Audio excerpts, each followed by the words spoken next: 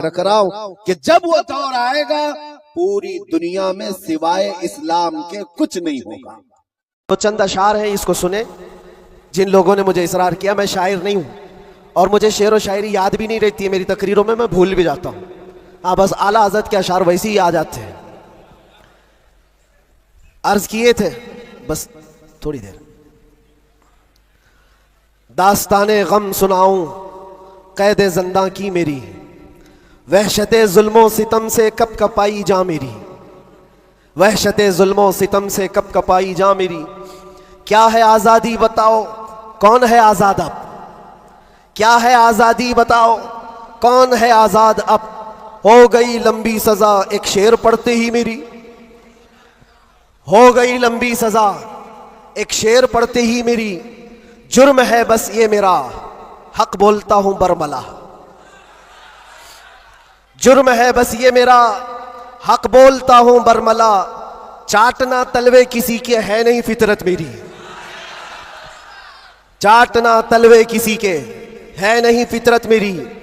और लोगों को पता भी होगा, जब यहां मुझे लेने आए थे हमारे रिश्तेदार और बहुत बड़ी जमात में आए थे, कैद के दिन का वो मंजर और अजीजों का समंदर, कैद के दिन का वो मंजर और अजीजों का समंदर। देख कर घबरा गया तागूत भी इज्जत मेरी, देख कर घबरा गया तागूत भी इज्जत मेरी। जांच में मेरी किसी शोबे ने छोड़ी ना कसर, कोई शोबा बचा नहीं, जितने डिपार्टमेंट थे सब ने लगा दिया। इसको अर्ज करते हैं, जांच में मेरी किसी शोबे ने छोड़ी ना कसर। बात आई हर तरफ से जुर्म था गैरत मेरी, बात आई हर तरफ से जुर्म था गैरत मेरी। हर सिपाही पूछता था पांव के नीचे बिठाकर, ये दिन हमने देखे कंटिन्यू। हर सिपाही पूछता था पांव के नीचे बिठाकर, क्यों नहीं डरता है देखकर हैबत मेरी, क्यों नहीं डरता है देखकर हैबत मेरी। बोलता मैं साहब जी क्या कहूं लग जाएगी, बोलता मैं साहब जी क्या कहूं लग जाएगी। आज है बस वक्त तुम्हारा याद रखना बात मेरी, आज है बस वक्त तुम्हारा याद रखना बात मेरी। बेड़ियां पहना के मुझको लाके डाला जेल में, सख्त पैरा संतरी का बढ़ गई हैरत मेरी। छोटी सी एक कोठरी थी और दरवाजे भी बंद, कब्र का मंजर लगे गुजरी थी ऐसी रात मेरी। रात थी कटती नहीं, दिन लगे हफ्ते के भर, रात थी कटती नहीं, दिन लगे हफ्ते के भर। कैदियों को देखकर बढ़ती थी फिर वहशत मेरी। जी कभी खाने को करता ही नहीं था जेल में, जी कभी करता ही नहीं था, जी कभी खाने को करता ही नहीं था जेल में। यूं भी हर दिन हो गई रोजे की आदत मेरी, यूं भी हर दिन हो गई थी रोजे की आदत मेरी। अहले खाना की वहां पर याद आती थी बहुत, और अजीजों की मोहब्बत जो कमाई थी मेरी। मेरे उस्ताद और भाई, मेरे शागिर्द और अजीज जेल में आए थे मिलने, लग रही थी ईद मेरी, जेल में आए थे मिलने लग रही थी ईद मेरी। कैद का गम जब बढ़े तो याद करता था मैं ये, कैद का गम जब बढ़े तो याद करता था मैं ये। बुजुर्गों से सख्त बढ़कर थी नहीं हालत मेरी, बुजुर्गों से सख्त बढ़कर थी नहीं हालत मेरी। गिर के सजदे में खुदा से गिड़गिड़ाता था बहुत, जानता है वो ही बस एक कैद की हालत मेरी। मुस्तफ़ा को याद करना थी मेरे गम की दवा, मुस्तफ़ा को याद करना थी मेरे गम की दवा। गम बदल जाते खुशी में देखकर किस्मत मेरी, गम बदल जाते देखकर किस्मत मेरी। फख्र है इस बात पर कैदी बना उस नाम पर, लब्बैक या रसूल अल्लाह। फख्र है इस बात पर कैदी बना उस नाम पर। ये तो है सुन्नत बिलाली बन गई किस्मत मेरी, ये तो है सुन्नत बिलाली बन गई किस्मत मेरी। उसके बाद फिर हमने जमकर ये कहा था, हाथ में बेड़ी ही क्या डाल दो गर्दन में भी अब, हाथ में बेड़ी ही क्या डाल दो गर्दन में भी अब। है उन्हीं के नाम का सब जिंदगी और मौत मेरी, है उन्हीं के नाम का सब, जिंदगी और मौत मेरी। जब हुआ एहसास मुझको, जब हुआ एहसास मुझको, बात का ज़ंदान में, इस बात का ज़ंदान में छट गया गम और डर, फिर बढ़ गई जुरत मेरी। छट गया गम और डर, फिर बढ़ गई जुरत मेरी। और आखिरी शेर, इसलिए करता है ऐलान झूम कर सलमान अब। यह खुलासा है और पूरी दास्तान इसमें है। इसलिए करता है ऐलान झूम कर सलमान अब, जेल थी ना कैद थी, बढ़नी थी बस इज्जत मेरी। अहले बैत मुस्तफा के हवाले से कि अहलुल बैत अमानुल li अहलिल अर्द, अहले बैत अहले जमीन के लिए अमान है। जब तक अहले बैत हमारे दरमियान मौजूद हैं, इनके दामन से हम वाबस्ता रहेंगे और इनके नक्शे कदम पर चलेंगे, इनकी मोहब्बत में सरशार रहेंगे। इंशाअल्लाह हमारे लिए हर एतबार से अमान है। इज्जत और आबरू की भी हिफाजत है, अकीदे की भी हिफाजत है, और सबसे अजीम चीज यह है, इस दामन से वाबस्ता होने वाला यकीनन बराहे रास्त बारगाह मुस्तफा से नेमतें पाता नजर आता है। इस दामन से वाबस्ता होने वाला यकीनी तौर पर बारगाह मुस्तफा अलैहि तहियत व सना से बेशुमार नेमतें पाता नजर आता है। इसलिए कि जो असल फैज बट रहा है मदीना तैयबा से, वो अहले बैत मुस्तफा के वास्ते और वसीले से पूरी दुनिया में बट रहा है। हजरात, बात याद आ गई इसलिए अर्ज कर रहा हूं, हुजूर ताजुल मशाइख हमारे दरमियान जलवा फरमा है।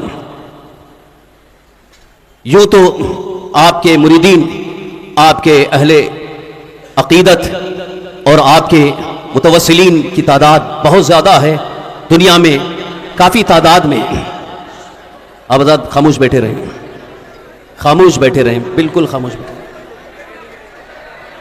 जो बैठे हैं वो बैठे रहें, वरना जगह नहीं मिलेगी। जो पीछ बाहर हैं उनसे भी मेरी गुजारिश है वो बैठ जाएं।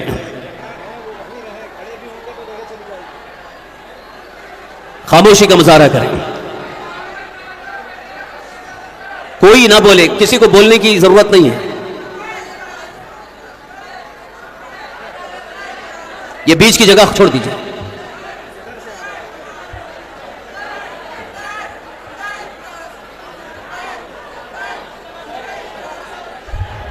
जो हजरात जहां बैठे हैं, जहां हैं वो वहीं रहें, जो जहां हैं वहीं रहें। अगर खड़े हो जाएंगे तो आपको जगह मिलेगी नहीं। जैसे ही आप खड़े हो जाएंगे आपकी जगह खत्म हो जाएगी। जो जहां हैं वहीं रहें, मेहरबानी करें और मस्जिद का एहतराम करें। दरूद शरीफ पढ़ लें। अल्लाहुम्मा सल्ली व सल्लिम अला सय्यिदिना मौलाना मुहम्मदिन मअदिल जूदी वल करम व आलिहिल किराम व इब्निहिल करीम व उम्मतिहिल करीमा मुबारिक व सल्लिम सलातन व सलाम।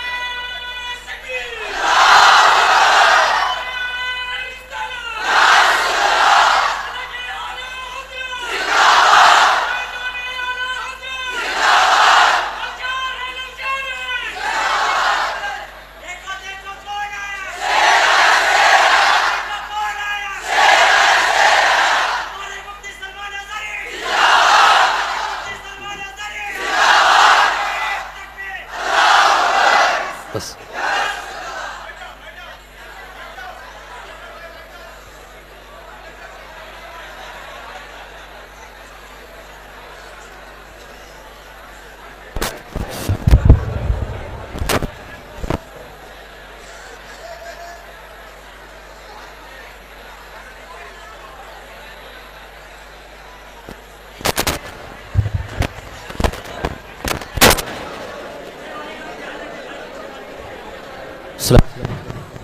अस्सलाम वालेकुम।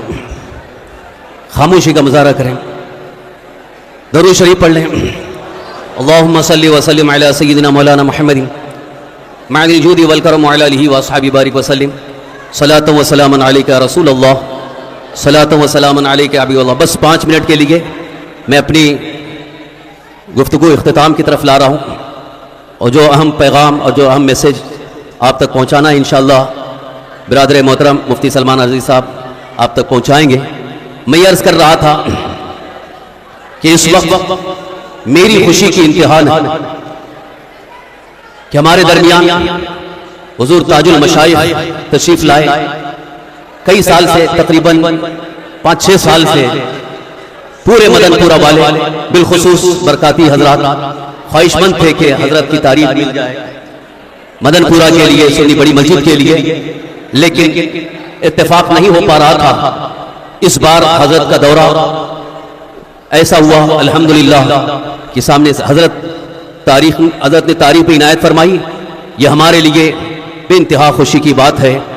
मैं हुजूर ताजुल मशाइख का बहुत ही ज़्यादा मशकूर और ममनून हूँ और तामीर और इंतज़ामिया कमेटी की जानिब से हजरत की बारगाह में बेइंतहा शुक्र अदा करता हूँ कि हजरत ने यहाँ के लिए हमें वक्त अता फरमाया। बस आखिरी बात ये अर्ज़ कर रहा हूँ, यूँ तो आपके मुरीदीन जितने मौजूद हैं उन सब को इस बात का एहसास है कि हजरत की दुआओं में इतनी बरकत है, इतनी बरकत है, कितने बीमारों को हजरत की दुआ से शिफा हासिल हुई। कितने ऐसे जो मफलूकुल हाल हो गए थे, जो कारोबारी एतबार से, माली हैसियत से बिल्कुल तंगदस्त हो गए थे, हजरत की निगाह करम से और हजरत की दुआ की बरकत से अल्हम्दुलिल्लाह आज वो अपने कदमों में खड़े नजर आ रहे हैं। मैं अपनी जिंदगी का तजुर्बा अर्ज कर रहा हूं। इसी सुन्नी बड़ी मस्जिद में आज मुसल्ले इमामत पर जो ये फकीर बरकाती मुसल्ले इमामत पर खड़ा है, ये हजरत की करामत है। क्योंकि यहां पर जब हमारे लाने की बात हुई, तामीर इंतजाम कमेटी और कुछ हमारे बरकाती अहबाब बिलखुसूस मरहूम मोहम्मद हाशिम बरकाती साहब बड़ी कोशिश में थे कि हम यहाँ आए, लेकिन यहाँ के हालात की बुनियाद पर कुछ हमारे जो करीबी थे वो मुझे बहुत डराने लगे। ये कह करके मदनपुरा के हालात बड़े ख़राब हैं, वहाँ आपस में बहुत इख्तलाफात हैं और उस मुसल्ले के लिए बहुत लड़ाई हो रही है, आप वहाँ जाके क्या करेंगे, इस तरह की बातें आ रही थी। तो अंदर से मुझे भी कुछ ऐसी फिक्र हुई कि वहाँ जा कर के मैं इख्तलाफात की जद में आ गया तो दीन का काम कुछ नहीं हो पाएगा, इसलिए ना जाना बेहतर होगा। तो कुरला में दारुल गौसिया ज़ियाल कुरान और गौसिया मस्जिद में अपनी खिदमत जारी थी, लेकिन जब हजरत का दौरा हुआ और हजरत की बारगाह में मैं ज़ियारत के लिए, दस्तबूसी के लिए हाजिर हुआ, मरहूम हाशिम बरकाती साहब भी मौजूद थे। हाशिम भाई ने हजरत से कहा कि हजरत हम इनको लाना चाहते हैं लेकिन ये आने के लिए तैयार नहीं। तो उस वक्त हजरत का ये फरमाना था कि आप क्यों नहीं आ जाते, आप यहाँ आ जाइए, इसलिए कि यहाँ आपकी ज़रूरत है, मदनपुरा में आपकी ज़रूरत है।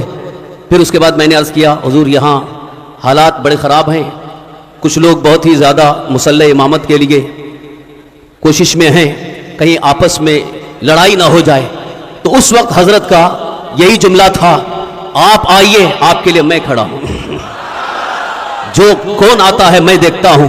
और अल्हम्दुलिल्लाह उसके बाद इतनी हिम्मत हो गई कि फिर मैं मुसल्ले इमामत पर आकर के खड़ा हुआ। अल्हम्दुलिल्लाह आज 6 साल का अरसा गुजर रहा है, अल्हम्दुलिल्लाह हालात बिल्कुल अच्छे नज़र आ रहे हैं और ये हजरत की दुआओं की बरकत से यहाँ पर सुन्नी हनफी दारुल इफ्ता भी कायम हुआ, लाइब्रेरी कायम हुई और मस्जिद से अल्हम्दुलिल्लाह बाज़ाब्ता दीनी काम मुसलसल होते जा रहे हैं। ये मैं तो कहता हूँ कि यह हजरत की दुआओं की बरकत है, बल्कि मैं जो इस जिम्मेदार मुसल्ले पर, इस जिम्मेदार मेंबर पर अगर खड़ा हूँ तो यह हजरत की करामत है। अल्लाह तबारक तआला हमारे हुजूर ताजुल मशाइख को उम्र तवील, उम्र खिज़र अता फरमाए और सेहत व तंदुरुस्ती अता फरमाए। आपकी बरकतें हमें ज़िंदगी भर मिलती रहें और साथ ही साथ मज़ीद हमें जो दीनी खिदमत अंजाम देना है, दीनी काम करना है, हजरत की दुआएं मिलती रहें तो इंशाअल्लाह दिन का काम होता रहेगा। वाखिर दावाना अनिल हम्दुलिल्लाह रब्बिल आलमीन। अस्सलामु अलैकुम रहमतुल्लाहि व बरकातुहू। बस अब हजरत के सामने नाते पाक मुस्तफ़ा सल्लल्लाहु अलैहि वसल्लम पेश करने के लिए हमारे छोटे साहबजादे हाफिज मसूद अहमद ये आ रहे हैं। ये नाते पाक मुस्तफ़ा सल्लल्लाहु अलैहि वसल्लम पेश करेंगे, फिर इंशाअल्लाह अल अज़ीज़ ये एक अजीम खिताब होगा मुफ्ती सलमान अज़हरी साहब का।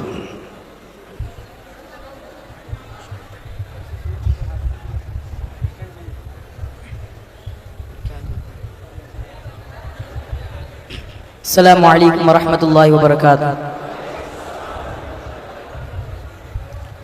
मिलके पढ़िए सल्लल्लाहु अलैका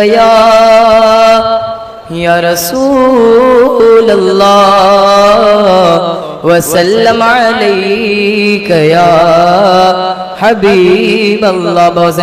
सल्लल्लाहु अलैका या रसूल अल्लाह वसल्लम अलैका या हबीब अल्लाह। खाके तैबा मेरे सीने से लगा दी जाए, खाके तैबा मेरे सीने से लगा दी जाए। हाँ बशारत मुझे जन्नत की सुना दी जाए। खाके तैबा महफिले नात फिर एक बार सजा दी जाए। महफिले नात फिर एक बार सजा दी जाए। कल्बे दुश्मन की जलन और बढ़ा दी जाए। कल्बे दुश्मन की जलन और बढ़ा दी जाए। खाके तैबा इश्क कर जुर्म है फांसी की सजा दो मुझको। इश्क कर जुर्म है फांसी की सजा दो मुझको। दर महबूब पे लेकिन ये सजा दी जाए। दर महबूब पे लेकिन ये सजा दी जाए। खाके तैबा हश्र के रोज में आका की सुनाऊं नातें। हश्र के रोज में आका की सुनाऊं नातें। रब कहे नज़्मी को फिरदौस में जा दी जाए। रब कहे नज़्मी को फिरदौस में जा दी जाए। खाके तैबा मेरे सीने से लगा दी जाए। हाँ बशारत मुझे जन्नत की सुना दी जाए। अस्सलामु अलैकुम।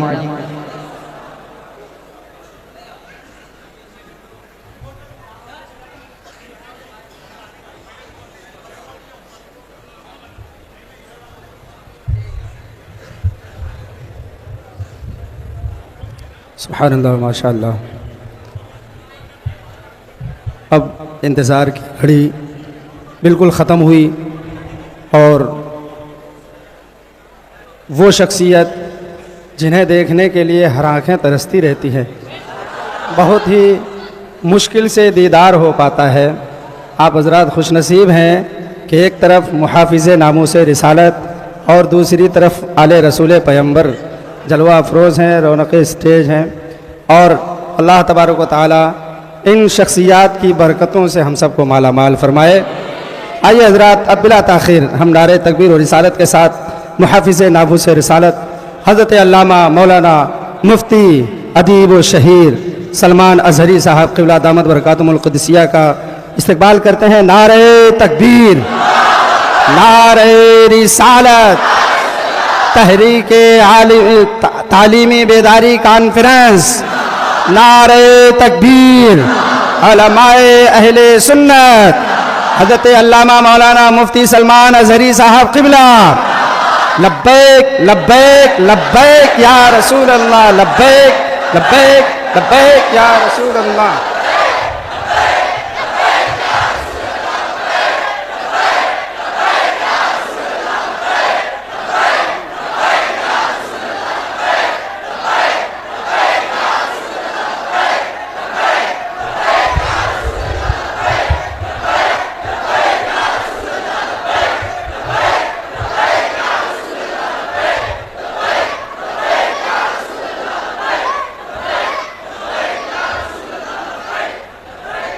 मिंबरे नूर पर जलवाबार गुले गुलजारे बरकातियत आबरूए खानवादे बरकात हम सुन्नियों की शान और समरे अहले सुन्नत व जमाअत हुजूर सय्यदी व मुर्शिदी ताजुल मशाइख अमीन मिल्लत अदामल्लाहु इक़बालुहु और मेरे असातिज़े किराम खुसूसियत के साथ फ़ख्रुल अमासिल हज़रतुल अल्लाम मुफ्ती ज़ुबैर अहमद साहब क़िबला, मुरब्बी व मोहसिन शफ़ीक़ उस्ताद हज़रत अल्लामा अब्दुर्रब मिसबाही साहब, असातीन मिल्लत उलमाए इस्लाम, हाज़रीन अहले सुन्नत व जमात, अस्सलामु अलैकुम व रहमतुल्लाहि व बरकातुहू। अल्हम्दुलिल्लाहि व कफ़ा व सलामुन अला हबीबिहिल मुस्तफ़ा अम्मा बाद फ़अऊज़ु बिल्लाहि मिनश शैतानिर रजीम बिस्मिल्लाहिर रहमानिर रहीम क़ुल हल यस्तविल्लज़ीना यअलमून वल्लज़ीना ला यअलमून सदक़ल्लाहु मौलानल अज़ीम। बारगाह रिसालत मुआब सल्लल्लाहु तआला अलैहि वसल्लम में एक बार दुरूद पाक का हदिया पेश करें। अल्लाहुम्मा सल्लि अला सय्यिदिना व मौलाना मुहम्मदिन मअदनिल जूदि वल करम व आलिहि व अस्हाबिहिल किराम व इब्निहिल करीम व बारिक व सल्लिम सलातन दाइमतन सरमदन अबदा। सबसे पहले मैं आप सबसे गुजारिश करूँगा कि आप जिस कैफियत में हैं, जहाँ हैं, थोड़ी देर के लिए बर्दाश्त करें, बैठ जाएं, इसलिए कि अब हर एक को यहाँ देखना मुमकिन नहीं है और आप सब अल्लाह के इस मुक़द्दस घर में हैं जहाँ की थोड़ी सी बेअदबी हमारे आमाल ज़ाया कर देती है। मुझे याद है आज से ठीक 1 साल पहले हम यहीं खड़े थे। 2023 का आखिरी समा गुजर रहा था और मैं उस वक्त यहाँ आपसे बयान कर रहा था कि हम नए साल की तैयारी कर रहे हैं, इस्तकबाल कर रहे हैं और शायद पुराना बयान निकालें तो याद भी होगा कि हमने ये कहा था कि 2024 आने वाला है और 24 हमारे लिए अच्छा होता भी नहीं है। हमने उसको डबल 12 कहा था। बहरहाल जैसे तैसे 24 तो गुजर गया, लेकिन आला हज़रत का 25 आने वाला है। अब तो दौर हमारा होगा इंशाअल्लाह। 24 के बाद ही 25 आता है। 24 जब गुजर जाए तो फिर आला हज़रत का 25 आता है। मेरे अजीजों, आज का ये दिन फिर हम नए साल के इस्तकबाल के लिए खड़े हैं। वही हुजूम है, बल्कि उससे कई गुना ज़्यादा। जिन लोगों को ये लगता है कि इस धार को उंगली दबा करके रोक दिया जाए तो ये मुमकिन नहीं है। कुछ बात तो है कि मिटती नहीं हस्ती हमारी, कुछ बात तो है कि मिटती नहीं हस्ती हमारी। सदियों रहा है दुश्मन दौरे ज़मा हमारा, और ये इकबाल ने हमको बेखौफ किया है, बुज़दिली नहीं सिखाई। और ख़ास तौर पर उलमा इस्लाम और तलबा इस्लाम यहाँ मौजूद हैं। ये कोई नई बात नहीं है जो कुछ हम आज देख रहे हैं, ये हमारी परंपरा चली है और दस्तूर ऐसा ही चला है। बातिल से डरने वाले आसमां नहीं है हम, 100 बार कर चुका है तू इम्तिहान हमारा, और तौहीद की अमानत सीनों में है हमारे, आसान नहीं मिटाना नामो निशान हमारा, आसान नहीं मिटाना नामो निशान हमारा। मेरे अजीजों, हम अपनी ताकत के बलबूते, अपने मनसब और अपने ओहदे के बलबूते इतनी बड़ी बातें नहीं करते। हम जो बात करते हैं वो ईमानी ताकत के बलबूते, इसलिए कि हमें हमारे बुजुर्गों ने सिखाया है। आपकी नॉलेज के लिए मेरे असातिज़ा के बारगाह में मैं ये अर्ज करूंगा, एक लंबे गैप के बाद तकरीबन 10 महीने हो गए, मैं जलसे जुलूस नहीं किया। 8 महीने तो अंदर था और 10 महीने के बाद मैं परसों पहला जलसा किया और स्टेज का पहला जलसा किया, और वो भी गुजरात में किया। सुभान अल्लाह, सुभान अल्लाह। और कोई ढकी छुपी बात नहीं है कि छुप करके चोरी से किया। मेरे अजीजों, ये मेरे लिए अल्लाह तबारक व तआला का इनाम भी है और तारीकी ये सच्चाइयां हैं। इस्लाम को तुम जहां से रोकना चाहते हो वहीं से ये फैलता भी है। आज जा करके देखो, यूरोप, अमेरिका, सबसे कसरत से वहां पर अगर कोई दीन फैल रहा है तो इस्लाम है। उसकी वजह क्या है? उसकी वजह भी यही है, इस्लाम की फितरत में कुदरत ने वो लचक दी है, जितना ही दबाओगे उतना ही वो उभरेगा। सुभान अल्लाह, सुभान अल्लाह। मैं अल्लाह की बारगाह में ये दुआ भी करता था कि हमारे दीनी कामों पर कोई फर्क ना पड़े। रब तबारक व तआला ने मेरे लिए जो मैदान कुशादा फरमाया, मैंने अभी 3 दिन पहले के जलसे में, ये बज़ाहिर वैसे तो सब डरते हैं अभी, उलमा भी और ख़ास तौर पर मेरे असातिज़ा सब इस बात से थोड़े बहुत अपने अंदर सहमते हुए, मुझे लेकर के, मेरी सिक्योरिटी को लेकर के। लेकिन मेरे अजीज़ों, जो बोलने के लिए अल्लाह ने मुझे ज़ुबान अमानत में दिया है, वो जान बचाने के लिए नहीं, दीन बचाने के लिए। क्या बात है, क्या बात है। सईदना सरकार इमाम हुसैन रज़ी अल्लाह ताला अन्हु की बारगाह में भी मैं पिछले साल मारेरा मुतहरा में था, उर्स के मौके पर, और हमारे चाहने वाले बहुत सारे मौजूद, खुसूसियत के साथ मुकर्रिर शहीर सैयद अमीन साहब मुझसे कह रहे थे, आपको लेकर के हम बहुत ज़्यादा खौफजदा रहते हैं, डरते हैं, बहुत ज़्यादा डरते हैं कि आपका होना बहुत ज़रूरी है कौम के लिए, नौजवानों के लिए। उस वक्त मैंने ये बात अर्ज़ की थी, सैयदना सरकार इमाम हुसैन का उम्मत में होना कितना ज़रूरी था,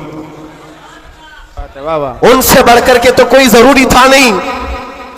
बावजूद उसके सैयदना इमाम हुसैन ने अजीमत का रास्ता इख्तियार किया और करबला के मैदान में पहुंच गए। मैं ये बात यहां पर छेड़ा इसलिए कि मैंने 3 दिन कबल ये बात भी कही थी। मुझे टॉन्ट मार करके, ताना मार करके कुछ लोगों ने बार बार ये पूछा था, अंदर भी बाहर भी, कि कैसा लगा अंदर का माहौल, वापस आओगे गुजरात, दोबारा आओगे गुजरात। मैं उस वक्त ये कहा था, हम उनकी नस्ल में हैं जो कैसर और किसरा से भी नहीं डरते। क्या बात है, वाह वाह वाह वाह वाह। आपको पता है, आपको पता है, अल्लाह तबारक व तआला की ये जमीन, ये रब्बे जुल जलाल की वसी व अरीज जमीन, जिसको हमने एक ही जुमले में यूं कहा था, पाए मुरा लंग नीस, जमीन खुदा तंग नीस। क्या बात है, वाह वाह। अभी तक तो अल्लाह ने मुझे लंगड़ा नहीं किया है, और जब तक पांव सलामत है हर जमीन पर जाएंगे। और कोई भी गैर कानूनी काम अगर हम कर रहे हो तो डरना चाहिए। देश के खिलाफ, मुल्क के खिलाफ, कानून के खिलाफ किसी गतिविधि में, किसी एक्टिविटी में हम मुलविस हैं तो डर डर करके, सहम सहम करके रहना चाहिए। अल्हम्दुलिल्लाह एक बाल बराबर भी हमारे अंदर डर इसीलिए नहीं आया कि हमने कभी कोई खुफिया प्लानिंग नहीं की है। जो बात करनी है वो नामूसे मुस्तफ़ा की, वो 4 लोगों में भी कहते हैं और 4000 में भी कहते हैं। बेशक बेशक। पहली अब शुरुआत मैं यहां से करता हूं, इसलिए कि आज अगरचे मैं 4-5 दिन से बीमार हूं, लेकिन इतना मजबूत करंट यहां पर मौजूद है। क्या बात है, क्या बात है। इतना मजबूत जो पूरे बर्रे सगीर को करंट सप्लाई कर रहा है। बेशक बेशक। और ये करंट का ट्रांसफार्मर ऐसा है कि यहां से जो सप्लाई होता है वो सीधे बगदाद से आता है, सुभान अल्लाह। और यहां से जिसकी तार जुड़ी है वो बगदाद से मदीने पहुंचता है, बेशक बेशक। और जिसकी तार कटी है तो फिर वो बेनूर ही रहता है। मैं आपको बता रहा हूं, शुरू के दिन थोड़ी सी बात कहूंगा, उसके बाद मैं अपने मौजू पर आता हूं। आज से तकरीबन 3 साल गुजर गए होंगे। हमारे मुल्क का माहौल बड़ा ही अजीब हो गया था, जगह जगह गुस्ताखियां आप सबने भी सुनी और दिल महसूस कर रह जाता था। हालात बड़े पेचीदा होते चले जा रहे थे। उस वक्त एक पाखंडी जो बारगाह मुस्तफा में बार बार भौंकता था, जज्बात हमारे सुनकर के इतने बेकाबू हुए थे। हमने कोई मंसूबा बंद या प्लानिंग के तहत नहीं, हमारे जज्बे और वजद में यह ऐलान किया था कि बहुत हो गए इनके साथ मुनाजरे करना, डिबेट करना, आओ मैदान में उतरते हैं और देखते हैं, तुम भी आग में कूदो हम भी आग में कूदते हैं। याद होगा ये जज्बात में, वजद में और हुजूर की मोहब्बत में कही हुई बात थी। हमने कोई प्लान नहीं किया था, कहना था कह दिया, और वो तो 40-50 लोगों के बीच में कही हुई बात थी। महीने के बाद पता चला कि इस बात को अल्लाह ने पूरी दुनिया में पहुंचाया। क्या बात है, वाह वाह। हर जगह हर इलाके में पहुंचाया, और जिसको पहुंचना था उस तक तो बराबर पहुंची। क्या बात है, क्या बात और फिर बाद में हमको पता चला कि हमने कुत्ते की दुम पर बराबर पांव रखा है। वाह वाह वाह। अब सुनिए, मैं ये बात क्यों छेड़ रहा हूं, आज ये बात मुझे अर्ज करनी क्यों पड़ रही है। जज्बात में वजद में कही हुई बात तो थी, लेकिन जब सामने से जवाब आया कि हाँ हम आने को तैयार हैं, तो फिर सोचना भी हुआ। अब मीटिंग भी होने लगी, सब लोग आने भी लगे, कुछ तो हमें डराने भी लगे, डराए भी थे। क्या होगा तुम्हारा, इतना बड़ा ऐलान कर दियो, जल जाओगे मर जाओगे तो करोड़ों मुसलमानों का ईमान क्या होगा। बहुत सारे मामलात थे। मैं उस वक्त फिर सोचने पर मजबूर हुआ। मैंने मेरे बाप के लिए, मेरी मां के लिए, मेरे खानदान के लिए तो नहीं कहा, उस हक रसूल के लिए कहा जिससे रोशनी तो सूरज भी पाता है। बेशक। है खलीलुल्लाह को हाजत रसूलुल्लाह की। सुभान अल्लाह, सुभान अल्लाह। अब दिल में ये वसवसे भी तो आते, इंसानी फितरत का तकाजा है। घबराहट भी थी। मैंने बहुत बड़ा ऐलान तो नहीं कर दिया, क्या ऐसी बात होना चाहिए नहीं होना चाहिए, इस पे तो बहुत सारे तबसरे भी थे। मैंने ये बातें कभी कही नहीं है, इसलिए कि हालात थे, हुए, गुजर गए, लेकिन मैंने कभी कहा नहीं। आज इसलिए कह रहा हूं कि यहां करंट ज्यादा है। क्या बात है, इसलिए कह रहा हूं, उस वक्त घबराहट, वसवसे भी, अलग अलग किस्म की बातें, लॉकडाउन का माहौल अलग, मेरे घर पर अलग पहरेबंदी, ये सारे मामलात में जानते हो मेरे अजीजों, उस वक्त जब कभी घबराहट के शिकार होकर, बेकाबू होकर हम कुछ सोचने के लिए या कुछ मशवरे के लिए इधर उधर निगाहें उठाते हैं तो हर कोई डरा भी रहा है, अलग अलग मशवरे भी दे रहा है। बड़ी हिम्मत के साथ मारारा मुतहरा के इस अजीम ट्रांसफार्मर पर मैंने कांटेक्ट किया। क्या बात? हुजूर अमीन मिल्लत की बारगाह में मैंने अर्ज किया कि हुजूर बात ऐसी है, नामूसे मुस्तफा की बात है और हुजूर की इज्जत की बात है। गरीब है, फकीर है ये आदमी, मेरे पास ना इल्म की दौलत ना मेरे पास अमल की दौलत। मैंने तो ऐलान कर दिया और मैं जाना चाहता हूं दिल्ली, आप क्या फरमाते हैं। बड़े बड़े पीरों की बात अलग है मेरे अजीजों, सब कंफर्ट जोन में बैठने वालों की बात नहीं करता, बड़े शाहाना कुर्सियों पर बैठ करके लोगों में अपना रौब जमाने वालों की बात नहीं करता। इस अजीम मर्द कलंदर का जवाब आता है, कहते हैं कि बच्चे तूने अपने घर के लिए नहीं पुकारा है, वो मेरे नाना जान की भी इज्जत है, पूरे कायनात की भी, अल्लाह के अजीम रसूल की रिसालत, नारे रिसालत, बरकाती दूल्हा, बरकाती दूल्हा, मुहाफिज़े नामूसे रिसालत, नारे तकबीर।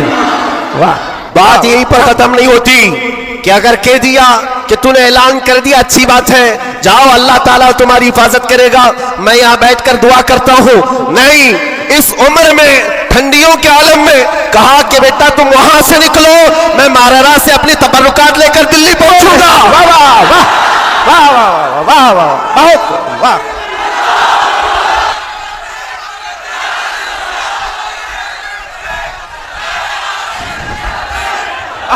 वाह वाह, सुभान अल्लाह सुभान अल्लाह।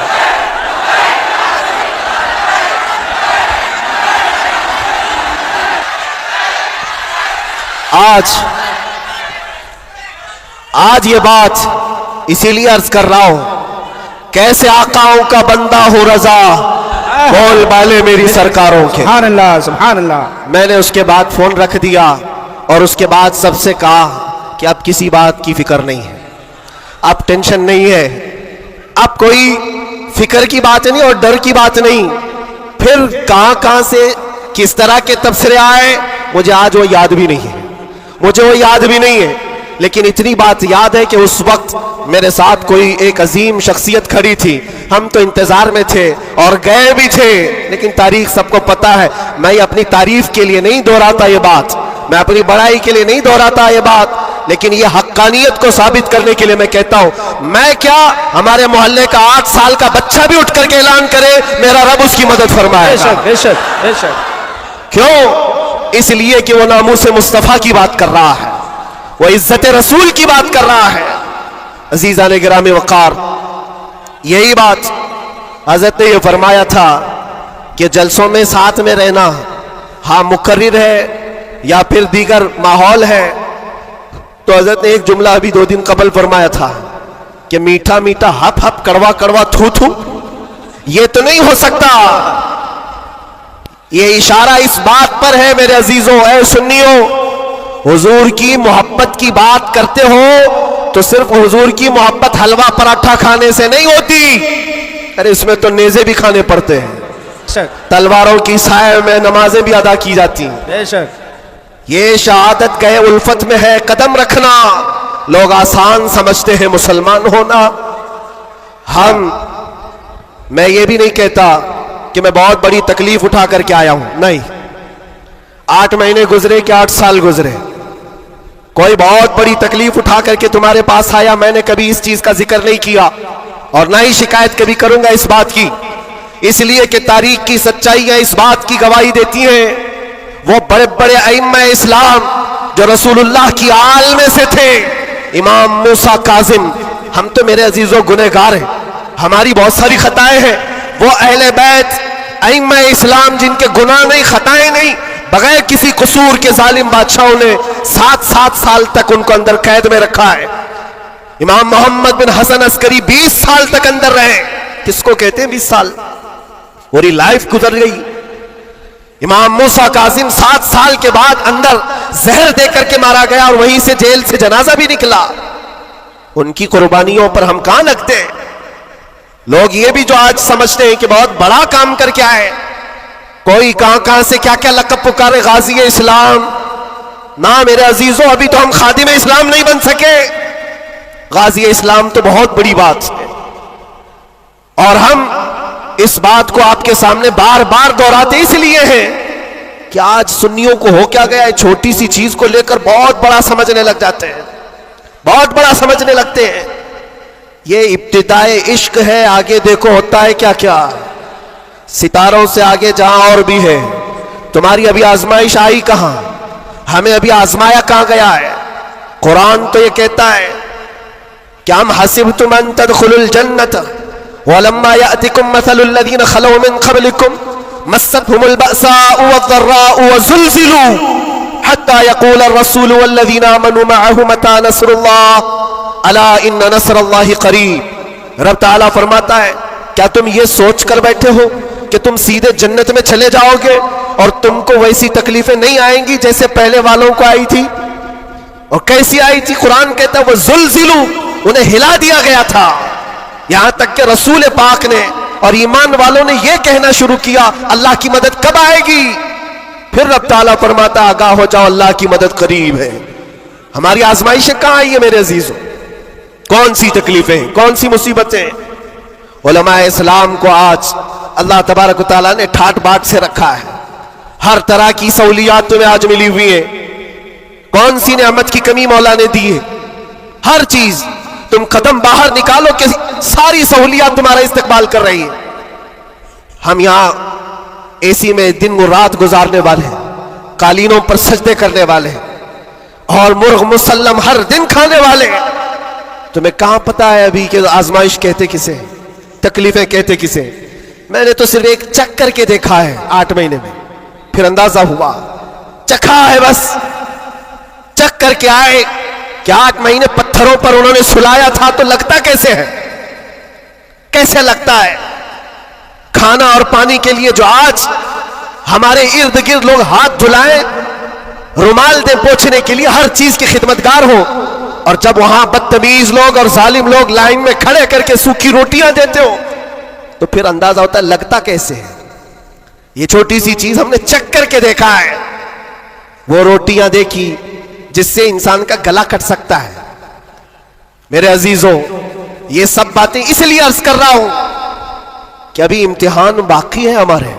अगर नामोसे मुस्तफा की बात करते हो तो फिर इन सब चीजों के लिए तैयार रहो, इन सब चीजों के लिए तैयार रहो।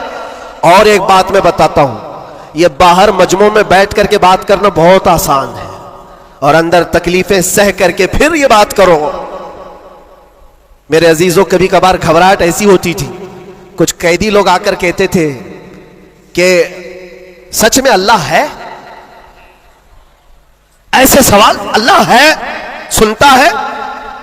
और उस वक्त कोई आयत उनको बताने में भी हमें ऐसा लगता। एक कैदी से मैंने कहा इन्ना मअल उसरि युसरा, हर तकलीफ के बाद आसानी अल्लाह का वादा है। झट से उसने कहा मौलाना 16 साल हो गए, अभी कब आएगी वो आसानी? हमारे पास क्या जवाब है? ये तकलीफें सह करके फिर आयतों पर यकीन करना, ये बहुत बड़े कमाल की बात। यहां बाहर बैठ करके जो तसल्ली की बातें करें, मेरे अजीजों, बहुतों को हमने देखा है, बहुतों को जान भी देंगे, गर्दन भी कटा देंगे, बहुत सारी बातें हैं। इसी से अंदाजा हो जाता है जो सुबह बिस्तर नहीं छोड़ सकता वो क्या गर्दन कटाएगा? जो नमाज के लिए अजान को लब्बैक नहीं कहता, वो जान की बात कहां है?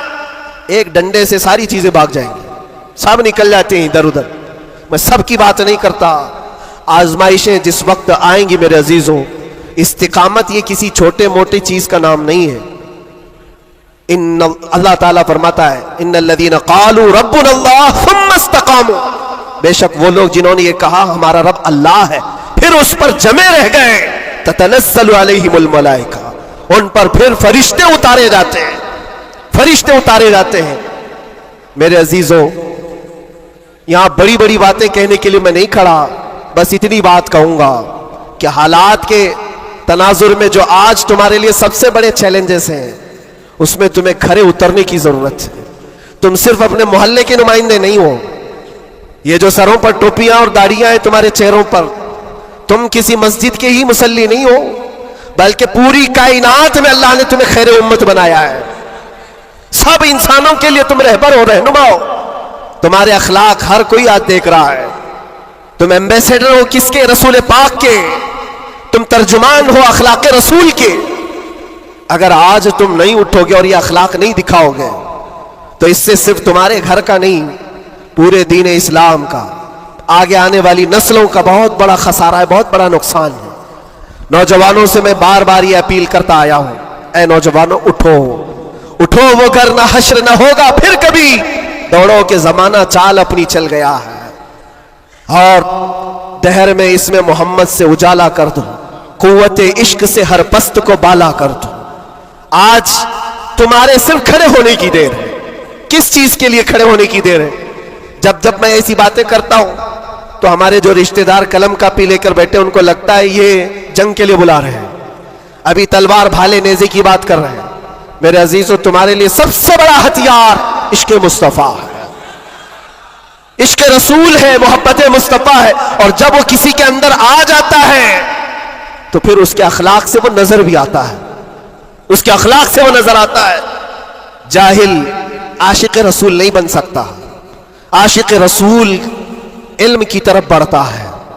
जाहिल और ऐसा बदअकीदा जो दावा करता हो हुजूर के गुलाम होने का, अगर उसकी जुबान में सच्चाई नहीं है तो वो आशिक रसूल है ही नहीं। अल्लाह के नबी सल्लल्लाहु ताला अलैहि वसल्लम ने फरमाया, मेरे गुलामों में से जितने हैं, अगर कोई मुनाफिक हो तो मुनाफिक के अंदर दो आदतें जमा नहीं हो सकती। हुजूर पाक सल्लल्लाहु अलैहि वसल्लम फरमाते हैं, दो आदतें मुनाफिक के अंदर नहीं आ सकती। वो कौन सी दो आदतें? अच्छे अखलाक। ये अच्छे अखलाक, ये सिर्फ हंस करके मिलना, इसको अच्छे अखलाक नहीं कहते, वो बहुत लंबी इसकी एक तशरीह है।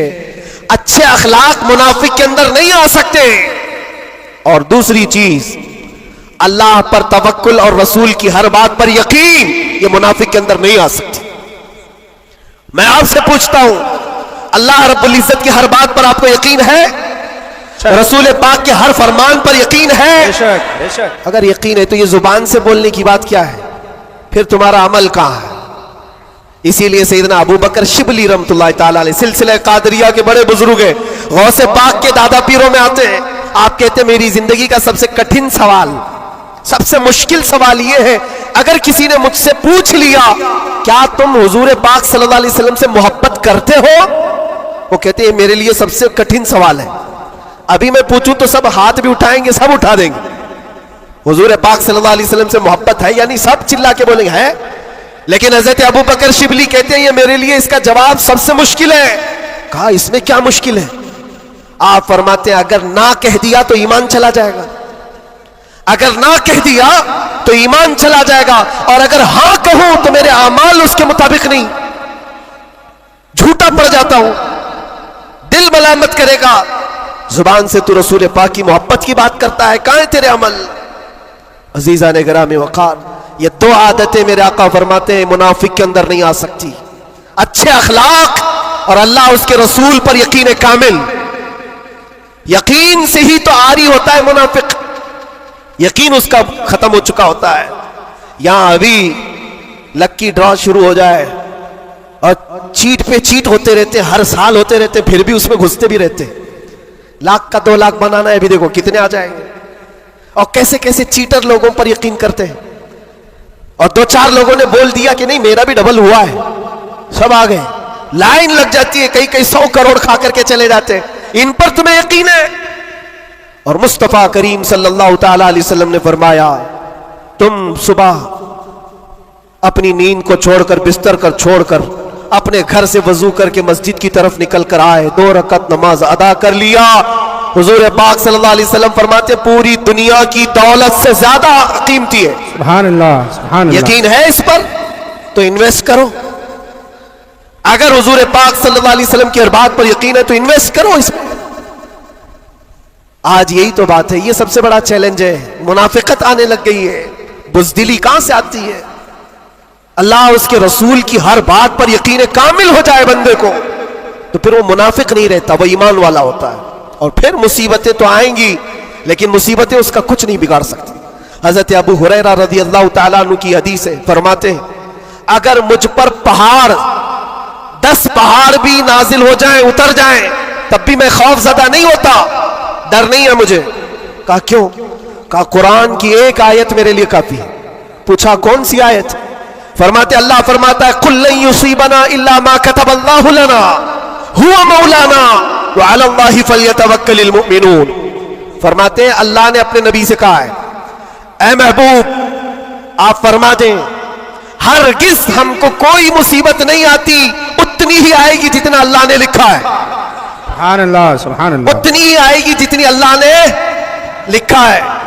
और फिर आगे रब ताला फरमाता हुवा मौलाना, वही हमारा मददगार है, वही हमारा मददगार है। व अलल्लाहि फलयतवक्कलिल मुमिनून, और मोमिनों को चाहिए कि अल्लाह ही पर भरोसा करें।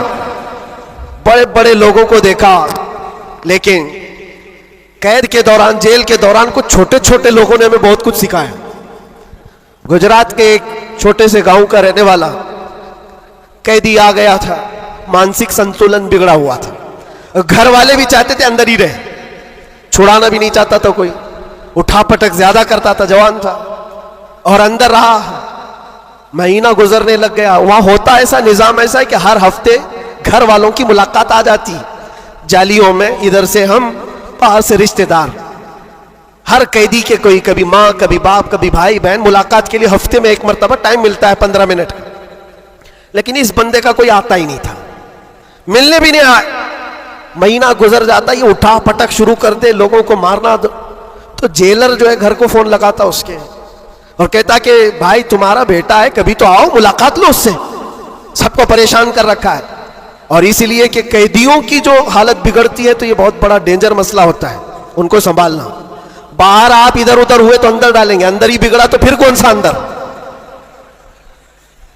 वो लास्ट मंजिल है। और इसीलिए वहां जाने के बाद डर भी निकलता है लोगों का, इसके बाद कहां जाना है, अब सीधे जन्नत है। आप सुने इस बात को। उसका बाप आया और कहा कि बेटा थोड़े दिन हो गए। इसने पूछा कब छुड़ाओगे मुझे, बेल कब होगी, छोटे से केस थे। कहा इस मंडे को जो है तुम्हारी बेल रख दूंगा, छुट जाओगे, इस मंडे को निकल जाओगे। वो आया, सब बैठे हुए थे, खुशी से ऐलान करता मंडे को मैं चला जाऊंगा, मंडे को छूट जाऊंगा। मंडे आया, ट्यूसडे आया, वेडनेसडे आया, फिर हफ्ता 2 हफ्ते उसका बाप आया ही नहीं। महीना गुजर रहा है, फिर ये उठा पटक शुरू करे। फिर फोन करके उसके बाप को बुलाया, आओ मुलाकात लो। बाप आया, फिर पूछा कब होगा अब्बा। कहा मैं थोड़ा सा काम में बिजी था, इस मंडे तो तेरा हो जाएगा, इस मंडे को हो जाएगा। ये आता और कहता फिर बेचारा वहां तो ऐसे ही है, सब तिनके के सहारे पे ही रहते हैं। वकील बोलता इस डेट में होगा, हाँ ठीक है, उसके अलावा करे क्या। तो वो सबसे कहता इस मंडे को पक्का है, वो भी गया मंडे। फिर 1 महीना गुजरा, ये 6 महीने उसका बाप हर मंडे को ही बोलता था, बार बार आए, तवज्जो चाहता हूं। और हालत ऐसी हो गई 6 महीने के बाद वो बाप से मिलकर के अंदर आ रहा है, सारे कैदी खुद ही बोलने लगे इस मंडे को है ना तेरा। उसके बोलने से पहले ही कहते इस मंडे को बेल है ना तुम्हारी, जमानत होने वाली है। उसको हर्ट हो गया, तकलीफ हो गई। जब दिल पर किसी के चोट लगती है तो टूटे हुए दिलों की बहुत जल्दी सुनी भी जाती है। उसने झल्ला करके कहा था, गाली दे करके कहा था, क्रिमिनल था, गाली दे करके कहा था सबको, तुम लोग मेरा मजाक उड़ा रहे हो, मेरे बाप की वजह से या जेलर की वजह से मैं अंदर नहीं हूं, मेरा खुदा इतने दिन का लिखा है और जिस दिन लिखेगा तुम सब देखते रहोगे, मैं चला जाऊंगा। क्या बात है, वाह वाह। हमने सोचा ये कहां से इतना बड़ा ईमान आया। और इत्तेफाक से शनिचर के दिन वो अपने बाप से मिलकर के आया था, उसको चिढ़ाया गया था और वो बिफर करके इस तरह की बात किया था। और मंडे के दिन उसका बाप जमानत का बीड़ा लेकर आ ही गया और वो हंसते खुशी से जा रहा था और कहा मैं नहीं कह रहा था, मेरा खुदा जब तक लिखा हुआ है तब तक मैं यहां रहूंगा, किसी के बाप की ताकत नहीं हमें अंदर रखने की। इसीलिए मैं कहता हूं मेरे अजीजों, जो भी मुसीबतें आएंगी, हमारा अकीदा है अल्लाह ने फरमाया उतनी पहुंचेंगी जितनी अल्लाह ने लिखा है, और मददगार भी वही है, मददगार भी वही है। मैं इससे कबल भी आपके यहां एक बात सुनाया था, हजरत सैयदना यूसुफ अलैहिस्सलातु तस्लीम के मुतालिक। आप जेल के अंदर 7 साल काट लिए और 2 कैदियों ने ख्वाब देखा था। हजरत यूसुफ अलैहिस्सलाम ने उनके ख्वाब की ताबीर बताई थी। एक उसमें मरने वाला था, एक छूटने वाला था। कुरान पाक में वाकया मौजूद है। जो छूटने वाला था उसको यूसुफ अलैहिस्सलाम ने कहा था कि मैं तेरे ख्वाब की ताबीर बता रहा हूं, छूट करके जाएगा तू, बादशाह बदल चुका है, जो मुझे कैद में डाला था वो नहीं है, मिस्र का बादशाह भी बदल गया, जाना और बादशाह से मेरी दरखास्त रखना कि मैं बेकसूर कई सालों से अंदर कैद में हूं। ये कैदी अपने ख्वाब की ताबीर के मुताबिक ही, उसने ख्वाब देखा था, उसकी ताबीर के मुताबिक छूट गया। और जेल से छूटने वाला सब भूल भी जाता है, पलट के दरवाजा भी नहीं देखता, कौन है क्या है सब भूल जाता है। और वो भी गया बेचारा, सब भूल गया। और बादशाह के सिपाहियों में, मुसाहिबीन में, खास लोगों में शामिल हो गया। लेकिन उसको वो बात याद नहीं आई यूसुफ अलैहिस्सलाम ने क्या कहा था। यूसुफ अलैहिस्सलाम की जो दरखास्त थी बादशाह के पास, वो भूल गया। और बाज रिवायतों में फिर 7 साल गुजर गए बिना किसी गलती और कसूर के। यूसुफ अलैहिस्सलातु तस्लीम एक दिन रब ताला की बारगाह में रो पड़े, कहा है मालिकुल मुल्क या ज़ल जलाली वल इकराम, तेरा ये बंदा बेकसूर कब तक ये दरवाजों के अंदर कैद रहेगा? क्या मेरे लिए दरवाजे अब खुलेंगे नहीं? तो जानते हो ये ऐसा मकाम है। रब तबारक व तआला ने फरमाया, ऐ यूसुफ, कैद में अंदर गया, अगर तुझे बाहर जाना ही था तो बादशाह से क्यों दरखास्त किया, क्या मैं नहीं था? ये नबियों के लिए है मेरे अजीजों, आला ईमान है। हजरत यूसुफ अलैहिस्सलाम इस पर फूट फूट कर रोते रहे। हमारा भी यही हाल होना चाहिए। एक बात मुझे अल्लाह तबारक व तआला का इनाम है, मैं ये अर्ज करता हूं यहां पर गुफ्तगू, मैं जो चीजें शुरू किया था इसको यहां स्टॉप करता हूं। सारे लोगों ने दुआएं की, मुझे पता है, और सबसे ज्यादा मैंने हुजूर ताजुश शरिया को और हुजूर अमीन मिल्लत को ख्वाब में बार बार देखा, और हजरत ने अभी मुझसे कहा था कि हम सब परेशान थे, बहुत दुआएं करते थे। मेरे छूटने की दुआएं या मेरे आराम की दुआएं यह अलग मकाम रखती हैं, लेकिन जिस वक्त अंदर जा रहे थे मेरे बिरादर गिरामी भी मौजूद है, मैं एक दुआ अल्लाह करीम की बारगाह में ये करता था कि ऐ रब्बे जुल जलाल, तेरा बंदा है, तेरे नबी की बात कर कर अंदर आया, इतनी लाज रखना कि मेरे बाहर जाने के लिए कभी किसी कुत्ते की मदद लेने की नौबत ना आए। क्या बात है, वाह वाह वाह वाह। किसी जालिम की मदद लेने की नौबत ना आए। और रब तबारक व तआला ने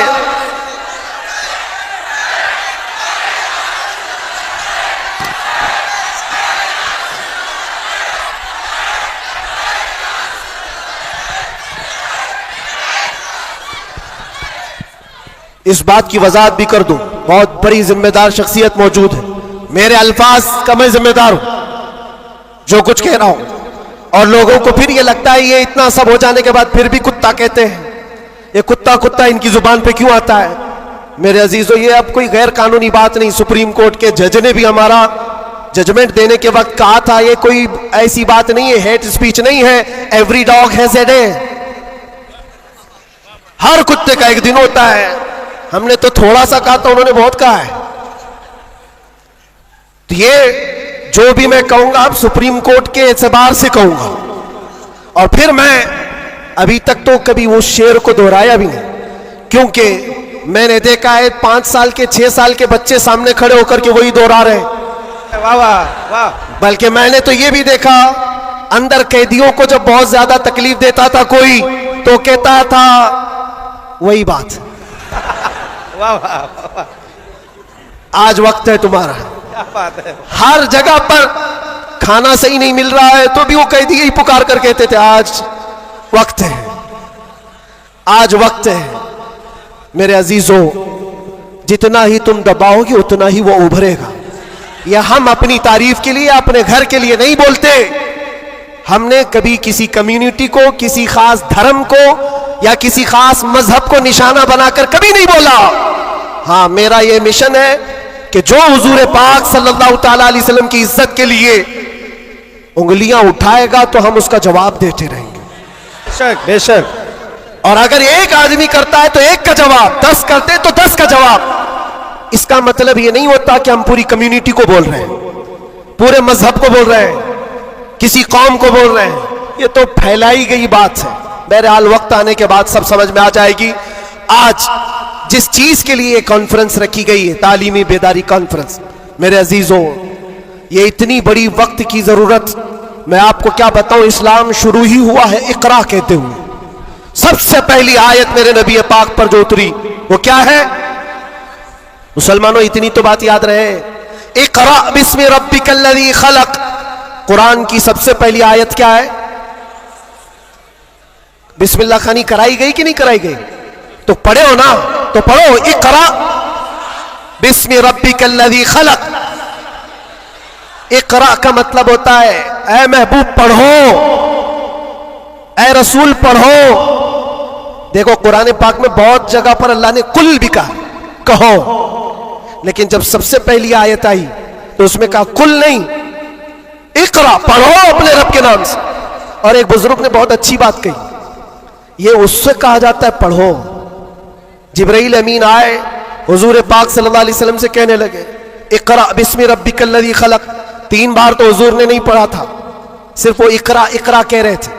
चौथी बार जिब्राइल ने कहा इकरा बिस्मि रब्बिकल्लज़ी खलक, पढ़ो अपने उस रब के नाम से जिसने पैदा किया।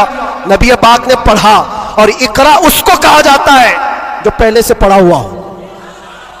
और नए आदमी को पढ़ाने के लिए कहेंगे कहो जैसे मैं कह रहा हूं, जैसे मैं कह रहा हूं ऐसे कहो। और भी एक बात जो हुजूर पाक सल्लल्लाहु ताला अलैहि वसल्लम के मुतालिक बहुत सारी बातें मुस्तशरिकीन ने जो फैलाई, वो उम्मी थे। उम्मी का माना कुछ ना हंजार लोग अनपढ़ करते हैं कि इनके रसूल अनपढ़ थे। अनपढ़ नहीं, उम्मी कहते हैं जो किसी से नहीं पढ़ा हुआ हो, बेशक उसका उस्ताद नहीं लेकिन वो सबका उस्ताद है। सुभान अल्लाह, सुभान अल्लाह। अब एक बात तो मुझे बताओ, कुरान कहता है अर रहमान अल्लमल कुरान खलकल इंसान, 3 आयतें। अर रहमान, रहमान अल्लाह रब्बुल इज्जत, अल्लमल कुरान, उसने कुरान सिखाया।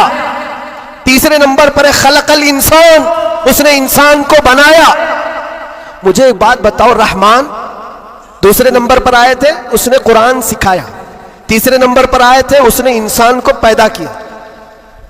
इंसान को पैदा किया, ये तीसरे नंबर पर। कुरान सिखाया, ये पहले दूसरे नंबर पर। जब इंसान बाद में पैदा हुआ है तो कुरान सिखाया किसको? क्या बात है, वाह वाह। अर-रहमान अल्लमल कुरान, वो रहमान है जिसने कुरान सिखाया फिर इंसान बनाया। मुफस्सिरीन फरमाते हैं ये जो इंसान पैदा किया इससे मुराद आदम अलैहिस्सलाम है, और कुरान सिखाया इससे मुराद मोहम्मद रसूलुल्लाह। सुभान अल्लाह। और अब तबारक व तआला ने अपने नबी को उस वक्त इल्म दिया है जब अभी आदम को पैदा भी नहीं किया। मुअल्लिम कायनात की उम्मत हो मेरे अजीजों, मुअल्लिम कायनात की तुम उम्मत हो, और जाहिल रहना तुम्हें ज़ेब देता है? उस रसूल पाक की उम्मत हो जिसने पूरी कायनात को इल्म का इनकलाब दिया है। इल्म का इनकलाब। जब हुजूर पाक सल्लल्लाहु अलैहि वसल्लम मदीने तैयबा तशरीफ लाए थे, 6 लोगों को सिर्फ लिखना आता था, कलम पकड़ना कितने लोगों को आता था? 6 लोग। 10 साल का अरसा गुजरा हुजूर पाक सल्लल्लाहु अलैहि वसल्लम की वफात के वक्त 80,000 लोगों के हाथों में कलम था। सुभान अल्लाह, सुभान अल्लाह।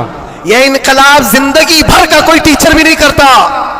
वो रसूल पाक सल्लल्लाहु ताला अलैहि वसल्लम ने इल्म का अजीम इनकलाब पैदा किया था। और उस रसूल की उम्मत अगर जाहिल हो तो कैसे ज़ेब देता है? इसीलिए मैंने देखा है बहुत सारी जगहों पर बड़ी बड़ी तहरीकें चलती हैं, लेकिन रसूल पाक सल्लल्लाहु ताला अलैहि वसल्लम का सच्चा जानशीन, उनकी आल व औलाद का ये सच्चा जानशीन मारारा मुतहरा का और खानवादे बरकात का चश्म चिराग ऐलान करता है आधी रोटी खाएंगे और बच्चों को। सुभान अल्लाह। ये सिर्फ मारेरा का ऐलान नहीं, ये रसूल पाक का मिशन है। ये इनकलाब है जो नबी पाक सल्लल्लाहु ताला अलैहि वसल्लम का लाया हुआ। अगर तुम जाहिल रहोगे, बेनूर रहोगे, जाहिल आदमी हलाल और हराम में तमीज नहीं कर सकता, जाहिल को कुफ्र और ईमान पता नहीं है, जाहिल कब गुमराह होगा उसे खुद पता नहीं चलता। इसलिए मेरे अजीजों, इल्म के बगैर इस्लाम भी नहीं है। इल्म के बगैर इस्लाम नहीं। आपको पता है दौरे जिहालत कहा जाता है इस्लाम से पहले वाले दौर को, और दौरे इस्लाम, इस्लाम के बाद। इस्लाम और जिहालत तो अपोजिट चीजें हैं, ये कभी एक जगह आ नहीं सकती। आज उम्मत के अंदर हम देख रहे हैं कुछ लोगों को मैंने देखा अंदर, जिनसे पूछा गया पहला कलमा क्या है तो आई टाई कर रहे हैं, नहीं पता है। तुम्हारे नबी कौन, ये भी नहीं पता। हम तो इस खुशफहमी में चल रहे हैं, जुमा में भीड़ है, जलसों में भीड़ है, सबकी टोपी है, सबको आता होगा। खंगालो तो कलमा भी नहीं आ रहा है। यूं ही ये मुसीबतें नहीं आ रही है मेरे अजीज, यूं ही हमको डराया और धमकाया नहीं जा रहा है। तुम्हारे अंदर इल्म की दौलत हो तो तुम अपने रब तबारक व तआला की जात पर यकीन कामिल के साथ जियोगे। आज दुलमुल यकीन के साथ जो जीते वो जिहालत की वजह है, जिहालत है। और जो जिस तरह हाँकना चाहे आज हाँक रहा है तुम्हें। इल्म की तरफ आओ, इल्म की तरफ। हर बच्चे को आज पढ़ा लिखा हुआ होना जरूरी है, हर बच्चे को। और जब हम इल्म की बात करते हैं तो कुछ लोगों को ये लगता है मौलाना सिर्फ मदरसों में ले जाने की बात करते हैं, मदरसों में ले जाने की बात करते हैं। इल्म सिर्फ मदरसों की बात नहीं है। इल्म को जो फर्क किया गया है ना, ये दीनी इल्म है, ये दुनियावी इल्म है। अभी आपसे मैं पूछूं दीनी इल्म क्या है, दुनियावी इल्म क्या है, आप यही कहेंगे कुरान, हदीस, फिका, ये सारे दीनी इल्म है। साइंस, ज्योग्राफिक, फिजिक्स, केमिस्ट्री, ये दुनियावी इल्म है। ये गलत सोच है, गलत कॉन्सेप्ट है। दीनी और दुनियावी इल्म इस तरह से फर्क नहीं किए जाते। अगर आप कुरान का इल्म, हदीस का इल्म, फिक़ह का इल्म पैसा कमाने के लिए हासिल कर रहे हैं तो ये दुनियावी इल्म है, वो दीनी इल्म नहीं। मदरसों में भी वो दीनी इल्म नहीं। और साइंस पढ़ते हो, ज्योग्राफी पढ़ते हो, केमिस्ट्री पढ़ते हो अल्लाह को पहचानने के लिए, तो ये दीनी इल्म है, ये दीनी इल्म है। तुम्हारी सोच से ही दीनी और दुनियावी का फर्क होता है, ना कि डिपार्टमेंट और शोबे से फर्क होता है। इसलिए जो बच्चे कॉलेज में, यूनिवर्सिटीज में, वो अपना कंटिन्यू करें, बढ़े आगे। तुम जिस फील्ड में जाना चाहते हो, मेडिकल में, इंजीनियरिंग में, लॉ में, जिस चीज में भी जाना चाहते हो, नीयत सिर्फ ये हो जो कुरान ने फरमाया, इक़रा बिस्मि रब्बिकल लज़ी खलक़, पढ़ो वही जो तुम्हारे रब के नाम से। सुभान अल्लाह। वो इल्म जो अल्लाह से दूर करता है, वो बड़ा सा बड़ा आलिम होकर के भी वो गुमराह है। और वो इल्म जो अल्लाह से करीब करता है, वही इल्म नूर है, वही इल्म नूर है। इमाम गज़ाली रहमतुल्लाह ताला अलैह फरमाते, सिर्फ ये मत समझो कि मैं इल्म की बात कर रहा हूं तो इल्म आने के बाद टोपी, जुब्बा, कुप्पा, बड़ा आलिम नजर आना चाहिए, नहीं। इल्म जब किसी के पास आता है तो सबसे पहले अखलाक लाता है। सच्चा इल्म अगर किसी के अंदर आए, अखलाक लाता है, फिर वो अल्लाह ताला की जात पर यकीन लाता है। क्योंकि कुरान कहता है इन्नमा यख्शल्लाह मिन इबादिहिल उलमा, इल्म वाले ही अल्लाह से ज्यादा डरते हैं। इमाम गज़ाली फरमाते हैं वो आलिम जो अपने इल्म को इसलिए इस्तेमाल करता है कि दुनिया में कुछ पैसे मिल जाएं, और सेठों के पास जाता है, मालदारों की जेब पर नजर रखता है, फरमाते वो उस मक्खी से ज्यादा गलीज है जो पखाने पे बैठती है। बल्कि वो कहते हैं वो औरत जो अपना जिस्म बेचती है उससे भी ज्यादा ये गलीज है, क्योंकि वो जिस्म बेचती है और ये ईमान बेचता है। इल्म जो सच्चा इल्म आता है वो अखलाक और तवक्कुल ले आता है। इसलिए आपसे मैं ये कहना चाहता हूं कि इल्म का मतलब सिर्फ दौड़ भाग ये नहीं है। कोई भी कॉलेज मिल जाए, कोई भी यूनिवर्सिटी मिल जाए, कोई भी मदरसा मिल जाए, तुम्हारा टारगेट ये होना चाहिए वो इल्म मुझे मिले जो मुझे मेरे रब की पहचान दिलाए, मुझे मेरे रब की पहचान दिलाए। और जब अल्लाह रब्बुल इज्जत के नाम से कोई शुरू करता है, मेरे अजीजों, बड़े बड़े इनकलाबात आते हैं, बड़े बड़े इनकलाबात आते हैं। ये आज दुनिया छुपा छुपा कर रख रही है। हमारे दामन में उलमा की कमी नहीं रही इस्लाम में कभी, ये तो जाहिल आज हुई हमारी कौम, वरना दुनिया को क्या नहीं दिया है उलमा इस्लाम ने। आपको पता है ये सब जो उठाए हुए कैमरे हैं ये किसकी देन है? सबसे पहले इब्नुल हैसम ने ये कैमरे की इजाद की थी और उसकी थ्योरी भी बनाई थी अपनी आंखों के लेंस से। दुनिया को उड़ने का तरीका देने वाला अब्बास बिन फराज, सबसे पहले प्लेन बनने से भी पहले उड़ करके एक मीनारे से पैराशूट का तस्वुर देने वाला, एक्सरे का तस्वुर देने वाला आलिम इस्लाम है। खवारज़मी ने घड़ी का तस्वुर दिया है। अलजिब्रा इस्लामी उलमा ने तुम्हारे सामने रखा है। आज जो ये हिंद से लिखे जाते हैं 1 2 3, ये आदात कहां से आए? इस्लामी उलमा ने इसको ईजाद की। इजादात की एक लंबी फेहरिस्त है। आज भी कैलिफोर्निया यूनिवर्सिटी के अंदर, अमेरिका के अंदर तिब में, मेडिकल में और बच्चों की सर्जरी पर जो लिखी गई सबसे पहली किताब अबू अली सीना की है। अल कानून आज भी रखी हुई है। पूरी दुनिया को सर्जरी सिखाने वाले, पूरी दुनिया को मेडिकल लाइन में लाने वाले इस्लामी उलमा है। बच्चों के अमराज पर सबसे पहली लिखी जाने वाली किताब उलमा इस्लाम की है। कौन सा मैदान है जिसमें मेरे नबी के गुलामों ने बाजी नहीं मारी है? सब जगह है। बस बात आकर के यहां रुकती है जिसको इकबाल ने क्या सच्चे अल्फाज में कहा है, उनके जो हम गुलाम थे खल्क के पेशवा रहे। सुभान अल्लाह। खुलासा यही है, उनके जो हम गुलाम थे खल्क के पेशवा रहे, उनसे फिरे जहां फिरा फिर आई कमी वकार ने। ये डोर जो कटी है तुम्हारी या धीमी हुई है, यहां से इज्जतों में कमी आई है। पढ़ना लिखना तुमने बंद कर दिया, ना इधर के ना उधर के। मेरे अजीजों, न मदरसों का इल्म रह गया, ना स्कूल कॉलेज का इल्म रह गया। ये तो इस्लाम का तकाजा नहीं है, इस्लाम नहीं चाहता है। इसलिए आज की इस कॉन्फ्रेंस के जरिए से, ये तालीमी बेदारी कॉन्फ्रेंस है, मैं अवेयरनेस लाना चाहता हूं। और अब अगर कोई यहां बैठा हुआ ये अहद करके उठता है कि मुझे इल्म हासिल करना है, हमारी ये कॉन्फ्रेंस उसूल होगी।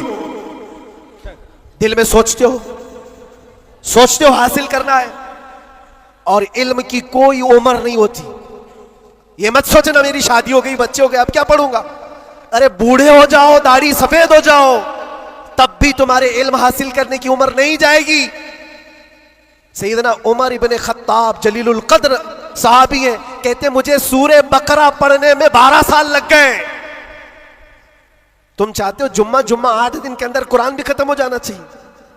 हाँ, इसमें मिटा दो अपनी हस्ती को अगर कुछ मर्तबा चाहो कि दाना खाक में मिलकर गुले गुलजार बनता है। शेख सादी रहमतुल्लाह अलैह फरमाते 60 साल के बाद तो मैंने इल्म देखा है। और ये शर्म हया की बात नहीं, इल्म हासिल करना हो। अच्छा, पहले के बूढ़े लोग अगर कहते हैं हमारे जमाने में हालात बुरे थे, कोई आया ही नहीं सिखाने के लिए, हमारे पास स्कूल नहीं थे, मदरसे नहीं थे, पहले वाले कहते तो हो सकता है उनका ये उज़्र है। तुम्हारे पास अब कोई उज़्र ही नहीं रह गया। क़यामत के दिन रब तबारक व तआला अगर तुम्हारी पकड़ करे कि इल्म हासिल करना फर्ज था, तूने सीखा क्यों नहीं, ये नहीं कह सकते कि मौला मेरे पास कोई जरिया नहीं था। ये जो मुट्ठी में इतना बड़ा बड़ा मोबाइल उठाते हो, पूरा मदरसा भी रखता है, स्कूल भी रखता है, कॉलेज भी रखता है, कौन सी किरत नहीं है इसके अंदर, कौन सा इल्म नहीं है इसके अंदर। लेकिन नौजवानों को ये लगता है ये मोबाइल तो पबजी के लिए आया हुआ है, ये मोबाइल तो फेसबुक इंस्टा के लिए आया हुआ है, तुम्हें तो बहुत कुछ हासिल करने का जरिया ये मोबाइल पकड़ा दिया गया है। अब कयामत के दिन तुम्हारे पास उज़्र नहीं होगा, उज़्र नहीं होगा। तुमसे अगर सवाल हुआ कि वजू में कितने फराइज थे, नमाज में कितने फराइज थे, कुरान तजवीद के साथ पढ़ने के क्या क्या उसूल थे, तुम हाय हाय हाय हाय करते रह गए, मुझे पता ही नहीं, कोई पढ़ाया नहीं, तो पूछा जाएगा तेरे पास जरिया था, अभी जाकर सर्च करके देख लेना वजू में कितने फराइज है। मोबाइल 1 मिनट से पहले तुम्हें लाके दिखा दे, बता देगा। हाँ, ज्यादा से ज्यादा क्या होगा, कंफ्यूजन, क्या मैंने सर्च तो किया है वजू में कितने फर्ज, अब आ तो गया जवाब, लेकिन यह पता नहीं चल रहा है ये अपोजिशन का है कि हमारा है। इसके लिए तो उलमा बैठे हुए हैं। इतना पूछ सकते हो कि हज़रत मैंने रिसर्च किया है, ये सारी चीजें तो मुझे मिल गई।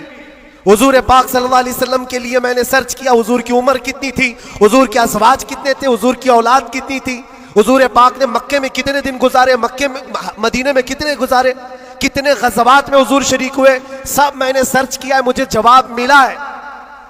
उस पर पूरा यकीन करने से पहले किसी आलिम अहले सुन्नत के पास आ जाओ और क्रॉस वेरिफिकेशन करना, बस इतना ही जिम्मेदारी। क्योंकि मौलाना लोग भी तो जान छुड़ाते हैं, भाई टाइम नहीं हमारे पास, कितना पढ़ाएंगे तुमको, सुबह भी दोपहर में भी, तुम्हारे अपने अलग टाइम है, उनके अलग टाइम है, तो उनसे कहो हम आपके पास घंटा भर पढ़ने के लिए नहीं आ रहे, सिर्फ इतना बता दो ये जो मैंने सर्च किया ये सही है कि नहीं। इतना तो कोई भी आलिम दीन तुम्हारे साथ ताउन कर सकता है। आज से करेंगे इंशाअल्लाह। 2025 तुम्हारा पूरा सीरत मुस्तफा पढ़ने में गुजरना चाहिए, गुजरेगा इंशाअल्लाह। इस बात को आज तय करके उठो कि मैं मेरे नबी का गुलाम हूं, तो मैं पहले ये पढ़ूंगा कि मेरे नबी कब पैदा हुए, उस वक्त हालात क्या थे, हुजूर पाक सल्लल्लाहु अलैहि वसल्लम का बचपन कहां गुजरा, हुजूर पाक ने पहली शादी कहां फरमाई, हुजूर पाक सल्लल्लाहु अलैहि वसल्लम की औलाद कितनी हुई, नबी पाक सल्लल्लाहु अलैहि वसल्लम के सहाबा में जलीलुल कद्र कौन है, हुजूर मक्का में कितने दिन गुजारे, मदीने में कितने गुजारे, कौन सी जंगों में शरीक हुए, कौन सी जिहाद में, कौन सी जंग में हुजूर पाक के दंदाने मुबारक शहीद हुए, कौन कौन सी मुसीबतें हुजूर ने उठाई और क्या क्या दुआएं उम्मत के लिए की, ये सब तुम्हारे हिस्से में आना चाहिए। मेरे अजीजों, एक बात मुझे याद आती है, एक नौजवान का किरदार बड़ा अजीब था। मीलाद का दिन था 12 रबीउल अव्वल, शायद मैंने यहाँ दोहराया हो ये बात। मैं ट्रेन से उतर रहा था, एक नौजवान मुझसे कहने लगा, हजरत मैं चाहता हूं कि आज हुजूर की बारगाह में कोई अच्छा तोहफा पेश करूं। सब झंडे, कुमकुमे, मिठाइयां सब लगा करके तो तोहफे पेश करते। उसने कहा मैं कुछ ऐसा करना चाहता हूं हुजूर पाक सल्लल्लाहु तआला अलैहि वसल्लम को खुशी हो। मैं उतर रहा था, अचानक ज़हन में बात आई, कहा अल्लाह के नबी के अखलाक ये थे कि वो बूढ़ों की मदद करते, उनका बोझ उठाते थे। मक्का में हुजूर मशहूर थे इस बात पर। हम उतर रहे हैं, देखो ट्रेन से कोई बूढ़ा उतर रहा, उसका सामान उठाकर पहुंचा दो, सुन्नत है ये भी। और आज 12 रबीउल अव्वल है, तुम हुजूर की बारगाह में खिराज अकीदत पेश कर। ये बात कहा और मैं गुजर गया। वो जवान एक बूढ़ी औरत 2 बड़े बड़े शापर लेकर आ रही थी, उसके पास गया और कहा कि अम्मा जी मुझे दो, मैं उठाता हूं। वो पहले तो घबराई, कहा कि तू क्यों उठाएगा, तू कुली है क्या है, मेरा सामान क्यों, नहीं दूंगी, नहीं दे रही थी। और क्यों दे अजनबी को कोई, इसने इसरार किया, अम्मा जी दे दो, उठा लूंगा। कहा इतना क्यों कह रहा है बेटा, तू सामान लेके भागना है, क्या करना है? उसने साफ साफ समझा दिया, अम्मा जी बात यह है, आज 12 रबीउल अव्वल की तारीख है, हमारे प्रॉफेट मोहम्मद सल्लल्लाहु अलैहि वसल्लम का जन्मदिन है, और उनकी आदत थी कि वो बूढ़े लोगों का बोझ अपने हाथ उठाते थे। मैं चाहता हूं कि उनका अमल दोहराऊं, उनके अखलाक पर अमल करूं और मैं उनकी रूह को खुश करूं। बूढ़ी के दिल में बात आ गई, कहा ले बेटा, तू तेरे नबी की बात कर रहा है, आज तुम्हारा कोई त्योहार का दिन है, ये करना है तो करो। वो शॉपर लेकर के गया, उसको जहां तक पहुंचाना था पहुंचाया। ये बात आई गई, गुजर गई। हम भी तो सोचते हैं कि छोटी सी बात है। 6 महीने गुजर जाने के बाद, 6-7 महीने के बाद, उस नौजवान ने मुझसे कहा कि हजरत, वो बूढ़ी औरत जिसका मैं सामान उठाया था, वो अभी राब्ते में कांटेक्ट में है, अभी आई और कह रही है कि बेटा 6 महीने गुजर गए, अब तक मैं तेरे नबी का बायोडाटा ही पढ़ रही हूं, अब तक मैं उनके अखलाक ही पढ़ रही हूं। कहा क्यों? कहा तेरे उस अमल ने मुझे इतना मुतासिर किया कि इस जमाने का कोई जवान, अरे मेरे बेटे मेरे पोते नहीं आए मुझे लेने, किसी और का बेटा मेरा सामान उठा रहा है, इसके अंदर इतना असर कहां से आया? और जब तूने बताया तेरे नबी के अमल है, मैंने सोचा कि उस नबी को क्यों ना पढ़ूं। पढ़ते पढ़ते मैं इस मकाम पर पहुंच गई। बताओ तेरा नबी कहां है, मैं भी जाऊं गुलामी में शामिल हो जाऊं। वाह वाह वाह वाह, तुम्हारे अखलाक से इनकलाब आ सकता है, तुम्हारी आदत से इनकलाब आ सकता है, लेकिन जब तुम खुद सीरत नहीं पढ़ना चाहते तो दुनिया तो फिर यही ताने देगी कि आतंकवादी हैं, ये दहशतगर्द हैं, इनके मुंह पर थप्पड़ मारने का तरीका यही है। हम तुम्हारी सर्टिफिकेट के मोहताज नहीं है, हम तुम्हारे बोले जाने से कुछ भी परवाह नहीं करते, तुम्हें अपने नबी के अखलाक करके दिखाना है, करके दिखाना है, नफरत नहीं। हुजूर पाक सल्लल्लाहु ताला अलैहि वसल्लम से अगर मोहब्बत है तो उठो और इल्म को आम करो, और हुजूर की सीरत पढ़ने के बाद तुम्हारा दिल कुशादा हो जाएगा, जहन वसी हो जाएगा, सोचने की ताकत बढ़ जाएगी। इसलिए कि सुन सुन करके मानना और है, जान करके मानना और है।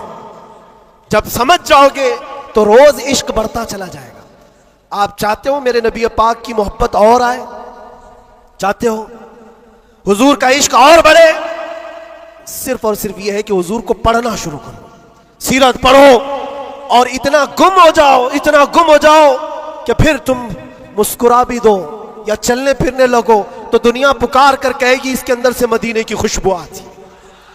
क्यों? पढ़ने वाला उसी में मलबूस हो जाता है। 3 घंटे फिल्म देख करके यहाँ नाटक करने लगता है आदमी। क्यों? इसलिए कि इंसान की फितरत ऐसी है, जो देखता है वो कैच करता है और उसी तरह करने की कोशिश करता है। और जब बार बार हुजूर की सीरत पढ़ोगे, दुनिया में बात वैसी करोगे जैसे मेरे नबी करते थे। बेशक बेशक। इसलिए बस बात इतनी है, बहुत मैं वक्त ले लिया, इसलिए इतना लंबा खींच रहा था कि 2025 आ जाए। वाह वाह वाह वाह, क्या बात है, आ गया अभी, और अल्हम्दुलिल्लाह। और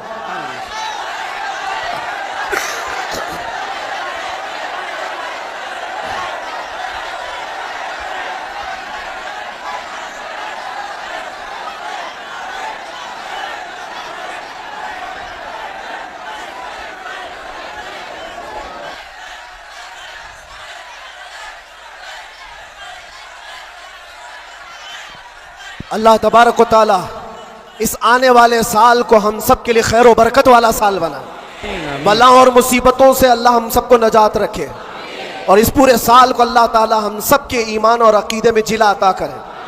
बात वही मैं दोहरा कर ख़त्म करता हूँ मेरे अजीज़ों।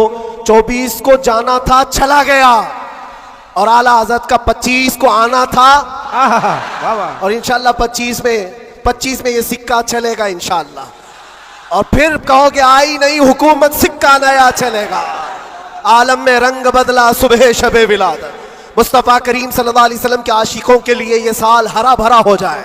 मौला करीम की बारगाह में ये दुआ भी करते हैं कि रब तबारक व तआला इस आने वाले साल को हम सब के इल्म का साल बनाए, हम सब के अखलाक का साल बनाए, और इनकलाब का साल बनाए।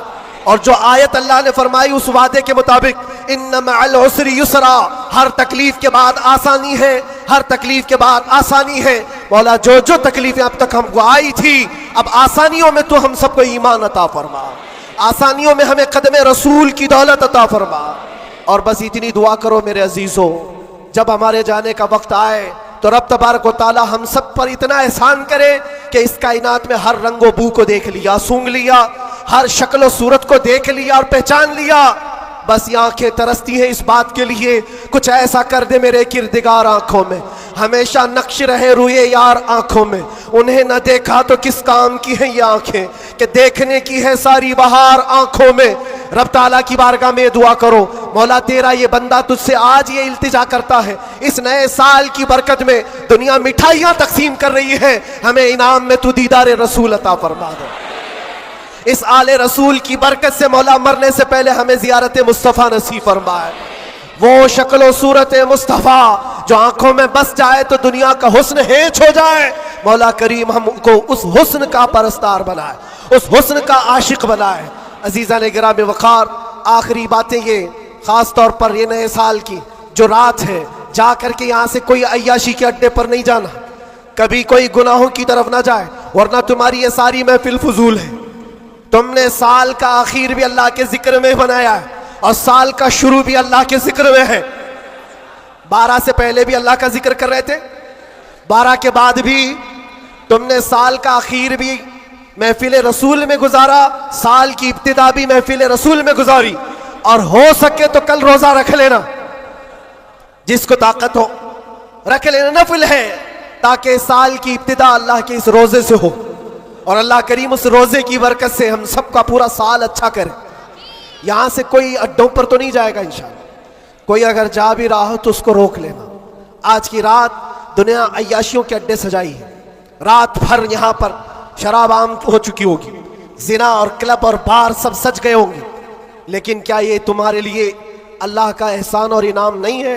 क्या उन करोड़ों में से अल्लाह ने उठाकर तुम्हें अपने घर में बिठाया? और एक बात याद रखो, एक बात याद, मुझे किसी से मिलना है तो दिन में मिल लेता हूं, टाइम कब देते हैं? दोपहर में आ जाओ, शाम में आ जाओ, लेकिन कोई खास होता है तो ही रात के 12 बजे मिलता है।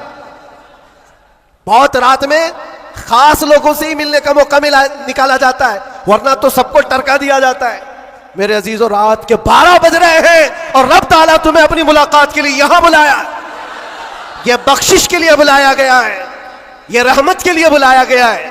तो यहां से झोलियां भर करके जाओ और दुआओं की कबूलियत के लिए मुस्तजाबुद दावा शख्सियत हमारे पास है। रसूल पाक सल्लल्लाहु तआला अलैहि वसल्लम की आल मौजूद है। और यकीनन आज की महफिल पर मैं देख रहा हूं, ये जो रंग जमा हुआ है, ये जो भीड़ है, ये जरूरी नहीं सिर्फ इंसानों की भीड़ है, ये जरूरी नहीं है कि सिर्फ लोगों की मदनपुरा वालों की भीड़ है। तुम तो पहचानते भी नहीं कितने अल्लाह के फरिश्ते आते हैं महफिलों में, तुम जानते भी नहीं। ये रब तबारक व तआला की रहमत के फरिश्ते आते हैं और ये महफिलों को हल्का ना लो मेरे अजीजों, ये महफिलें हल्की ना समझो। यहां से बख्शिश के वादे होते हैं, कितनों की दुनिया बदल दी जाती है, कितने तो यहां से तौबा करके उठते हैं, कितने तो इल्म का अहद लेकर के जाते हैं। इसलिए मुझे ये यकीन है अल्लाह की जात से कि आज 2025 की हमारी ये पहली महफिल को मौला ताला 100 बार बावर फरमाएगा और इश्क़ रसूल की दौलत अता फरमाएगा, इश्क़ रसूल की कमाल की दौलत अल्लाह हम सबके सीनों में अता फरमाएगा। और बाकी रहे जो हालात, उससे डरना नहीं है, जमे रहना है, खड़े रहना है और नामूसे मुस्तफ़ा पर किसी से समझौता नहीं करना है। और कोई गैर कानूनी काम भी जज्बात में आकर के उछल कूद करने से नहीं होता, होश व हवास के साथ, होश व हवास के साथ। हुजूर पाक की मोहब्बत सिर्फ और सिर्फ जोश से नारे लगाने का नाम नहीं है, होश व हवास के साथ खड़े होना और दुनिया को जवाब देना। हम भी जो ये बोलते हैं, लोगों को ऐसा लगता है सिर्फ जोश में बोलते हैं, ये सिर्फ जोश में बोलते हैं। हाँ बोलते थे, लेकिन अब होश में भी बोलते हैं, होश में भी बोलते हैं। और डर करके नहीं, डर करके नहीं, बल्कि इसलिए कि हुजूर पाक सल्लल्लाहु तआला अलैहि वसल्लम की उम्मत की खिदमत करनी है, हुजूर के नामूस के लिए काम करना है। इसलिए आप भी होश से काम लेंगे, कोई भी सर फिरा उठ करके अलग ऐसी वैसी हरकत ना करें। हुजूर की मोहब्बत यकीनन इम्तिहान लेती है, लेकिन अपने आप को हिलाकत में डालने की इजाजत भी नहीं देती, अपने आप को या कौम को हिलाकत में डालने की इजाजत नहीं देती। अब ये बात, नारे तकबीर, नारे रिसालत, आप बैठे रहे, आप लोग बैठे रहे।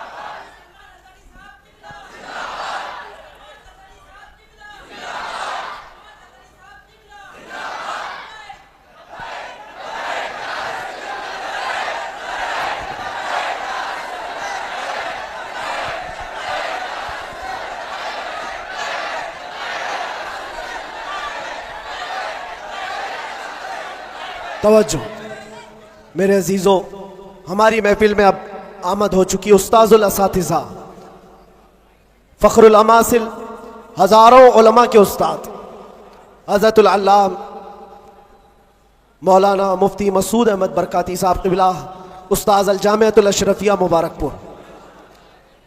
यहाँ पर तशरीफ़ है हमारे दादा उस्ताद भी हैं और इंशाअल्लाह उल अज़ीज़ आप उनको सुनेंगे। और अब हमारा वक्त हो गया। मसला भी है, पानी जब आ जाता है तो तयम्मुम टूट जाता है। अब ये तयम्मुम था जो टेम्पररी आपके पास चल रहा था, अब पक्का पानी आपके पास है, आपको उन्हें सुनना है। बस इस शेर के साथ मैं अपनी गुफ्तगू को ख़त्म करता हूँ। लुब्बे लुबाब हासिल कलाम, खुलासा गुफ्तगू ये है कि मोहम्मद से वफा तूने तो हम तेरे हैं। ये जहाँ चीज़ है क्या, ये सियासत चीज़ है क्या, ये जायदाद तो दौलत चीज है क्या? अरे तो तुम्हारे लिए लौह कलम है तो ये सब दुनिया चीजें क्या? लौह कलम तेरे हैं, शर्त यह है कि तुम हुजूर पाक की गुलामी में आओ। मोहब्बत मुस्तफ़ा सिर्फ जुबानी नहीं, अमल से आओगे और उसके बाद फिर देखना हालात आएंगे और टकरा कर चले जाएंगे। थोड़ी देर की बात है, फिर मैं बात करूंगा तो शेर की तरफ आ जाऊंगा। बस यहाँ पर ख़त्म करता हूँ, कुछ देर की बात ही है। इंशाअल्लाह अज़ीज़ हमारा वक्त तो है ही और आएगा भी इंशाअल्लाह अज़ीज़। हर चीज अच्छी होगी क्योंकि अल्लाह का वादा है, वलल आखिरतु खैरुल लक मिनल ऊला। अल्लाह ने कुरान में फरमाया। लोगों को ऐसा लग रहा था कि मैंने शेर में चैलेंज किया, दावा किया है, ये रब का ऐलान है। अल्लाह ने अपने नबी से कहा है, ऐ रसूल आपका हर आने वाला साल, हर आने वाला वक्त पहले से ज्यादा बेहतर होगा। आने वाला वक्त पहले से ज्यादा बेहतर होगा। फिर इंशाअल्लाह हम अल्लाह के इस फरमान पर क्यों नहीं कह सकते हमारा दौर आएगा, है और आएगा इंशाअल्लाह। अल्लाह करीम हम सबको कहने सुनने से ज्यादा अमल की तौफीक अता फरमाए। व आखिर दावाना अल्हम्दुलिल्लाहि रब्बिल आलमीन, लब्बैक या रसूल अल्लाह।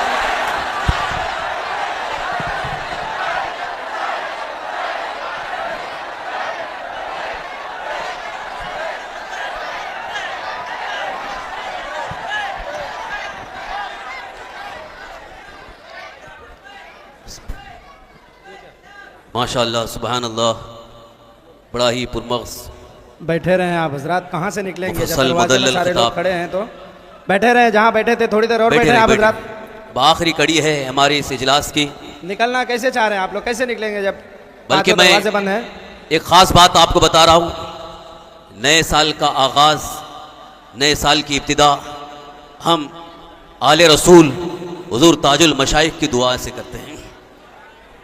हज़रत की खुसूसी दुआएं इंशाअल्लाह होंगी। मैं आप हज़रात से गुजारिश करूँगा, बस आखिरी कड़ी है, थोड़ी देर के लिए हमारे उस्तादिल करीम हज़रत अल्लामा मौलाना मुफ्ती मसूद अहमद बरकाती साहब क़िबला मद्दतुल आली तशरीफ़ ला चुके हैं, जो इस वक्त अल जामिअतुल अशरफिया मुबारकपुर, जो हम सुन्नियों की शान है, आबरूए सुन्नियत है, एक अजीम दीनी दरसगाह जो हमारा भी मादर इल्मी है, वहाँ से एक अजीम शख्सियत, इल्मी शख्सियत यहाँ पर तशरीफ़ फरमा है। आप हज़रात उनको भी सुने और आपका भी पैगाम इंशाअल्लाह आपके दिलों में इनकलाब पैदा करेगा।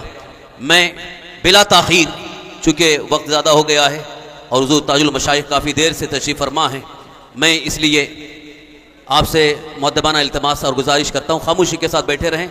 चंद लम्हात के लिए हुज़ूर मुफ्ती मसूद अहमद बरकाती साहब क़िबला तशरीफ़ ला रहे हैं और आपका नारे तकबीर और रिसालत की छाँव में इस्तक़बाल करें। नारे तकबीर, नारे रिसालत, मसलके आला हज़रत, ख्वाजा का हिंदुस्तान, आले रसूल, हुजूर ताजुल मशाइख, हुजूर अमीन मिल्लत, खानवादा बरकातिया हज़रत अल्लामा मुफ्ती मसूद अहमद बरकाती साहब क़िबला, नारे तकबीर, नारे रिसालत।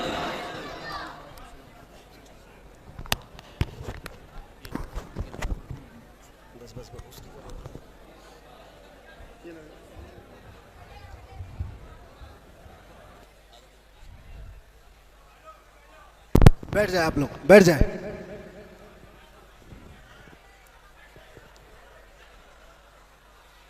बहुत सारे अहबाब मुझे आज मुसलसल इसरार के साथ ये बात कहते आए कि मैं कभी अंदर क्या क्या हुआ ये सारे हालात न बताना चाहता हूँ, नहीं वो कोई ऐसी दास्तान है, लेकिन कुछ अशार थे जिसको पढ़ा गया था। और कैद के अंदर कुछ ऐसे हालात होते हैं जो आदमी को शायर भी बना देते हैं और बहुत कुछ भी बना देते हैं। हज़रत की बारगाह में ये अर्ज़ कर रहा हूँ, दो चंद अशार हैं, इसको सुने। जिन लोगों ने मुझे इसरार किया, मैं शायर नहीं हूँ और मुझे शेर व शायरी याद भी नहीं रहती है, मेरी तकरीरों में मैं भूल भी जाता हूँ। हाँ, बस आला हज़रत के अशार वैसे ही आ जाते हैं। अर्ज़ किए थे बस थोड़ी देर। दास्ताने गम सुनाऊं कैद ज़िंदा की मेरी, वहशते जुल्मों सितम से कब कपाई जा मेरी, वहशते जुल्मों सितम से कब कपाई जा मेरी। क्या है आज़ादी बताओ, कौन है आज़ाद अब, क्या है आज़ादी बताओ, कौन है आज़ाद अब। हो गई लंबी सज़ा एक शेर पढ़ते ही मेरी, हो गई लंबी सज़ा एक शेर पढ़ते ही मेरी। जुर्म है बस ये मेरा हक बोलता हूं बरमला, जुर्म है बस ये मेरा हक बोलता हूं बरमला। चाटना तलवे किसी के है नहीं फितरत मेरी,